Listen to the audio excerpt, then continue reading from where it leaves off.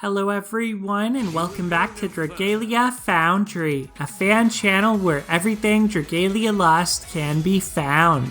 This video is going to be all about the One Starry Dragonyule event that's happening right now in Dragalia Lost, or perhaps I should say that just finished in Dragalia Lost because I've cut it pretty down to the wire at this point. I am posting this the last day of this event. I always like to make a video about every new event that happens in Dragalia Lost and basically just share some gameplay footage from the event, talk about my impressions on the story, and so that is the plan for today.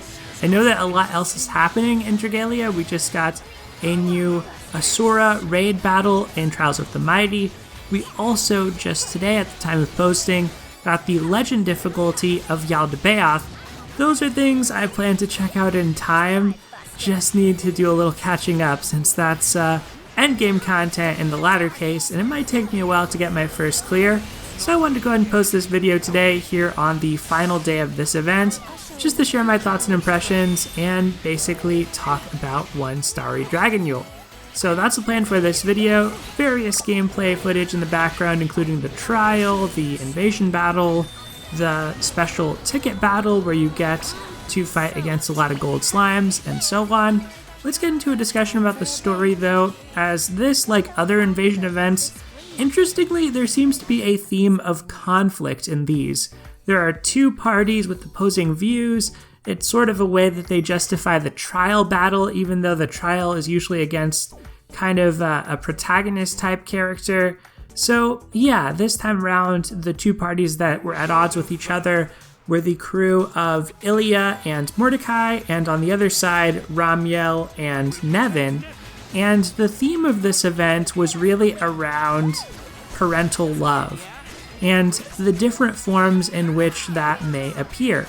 So we got a lot about the relationship between a character called Alfie, a young boy, and Elise, his mother, and Elise, interestingly, being part of, or one of, the bloodlines chosen by Meene way back in the day to hold the Scrolls of Perdition, or hold the keys to the Scrolls of Perdition.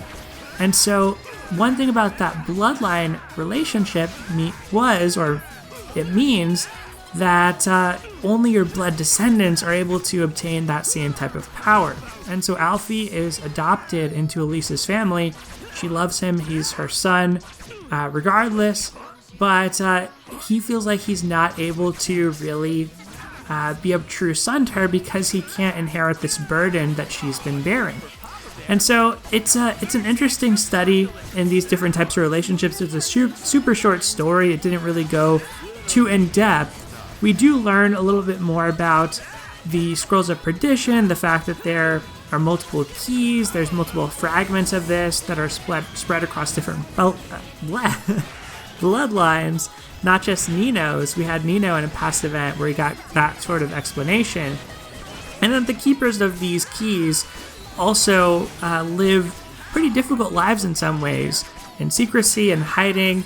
It's not an easy thing to bear, and so it's interesting just the different perspectives that Nevin and Ramiel have as wanting to carry out their mission. Also, Ramiel being an adoptive father to Nevin and him being able to relate to Alfie over that. On the other side of things, Ilia wants to sort of destroy the Scrolls of Perdition and make it so that people aren't waging war over her, that these poor families who have these bloodlines are not being persecuted by the church or other rogue actors just to try to get the information contained therein. And so it was a fun one. I mean, it was a shorter one. I think that the highlight is ultimately the special Dragonyule alts that we get, in my opinion. But there was one moment I want to call out, and that was the very end. The epilogue of the story was super emotional, right? When we talk about the Meene and Ilia relationship, I think even more so than Ramiel and Nevin for me, it's just so tragic. And, that was a painful one to have discussed or presented in the way that the story did. You could really tell that Ilia was really missing Meene at the end there, and I love the fact that they gave Mordecai sort of the emotional intelligence or awareness for him to have the empathy to come in and say what he said to Ilia, which is, I think that maybe these scrolls were really Meene's log or Meene's last communication to you, and she left these because she wanted you to find them. I thought that was just such a touching moment at the very end of the story, and so for me, that is what really stuck with me after playing through this event. I want more Meene content in my life. I want more Meene and Ilia content.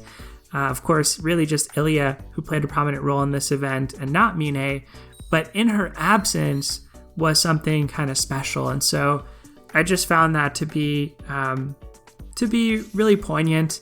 And even on the other side of things with Ramiel and Nevin, they ultimately decide, or they kind of come to a resolution that, they're not going to be using the scrolls as an instrument of war. And that's never really been their intention. We know they're good characters ultimately, but even the moments they get to spend together for Dragonyule feel pretty special too. So I like this one. I thought it explored a nice theme, a different theme than we've had recently, although this topic of parenthood has come up a few times with the different apostles, various sort of maternal and paternal figures in Dragalia Lost.